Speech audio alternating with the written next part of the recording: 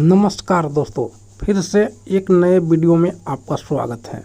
Video start करने से पहले मैं आपको बता दूं कि अगर आप पावर स्टार के आप सच्चे वाले फैंस हैं तो इस चैनल को ज़रूर सब्सक्राइब कीजिएगा और साथ ही साथ बेल आइकन को दबा के प्रेस कर लीजिए कि ताकि आने वाला वीडियो आपके पास पहुंचता रहे।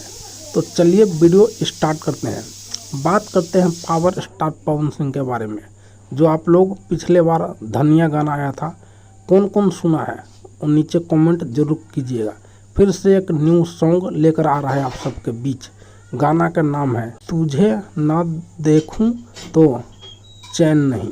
आप सबके बीच बहुत जल्द आ रहा है। अगर वीडियो अच्छा लगा होगा तो लाइक कीजिए, कमेंट कीजिए, चैनल को सब्सक्राइब कीजिए।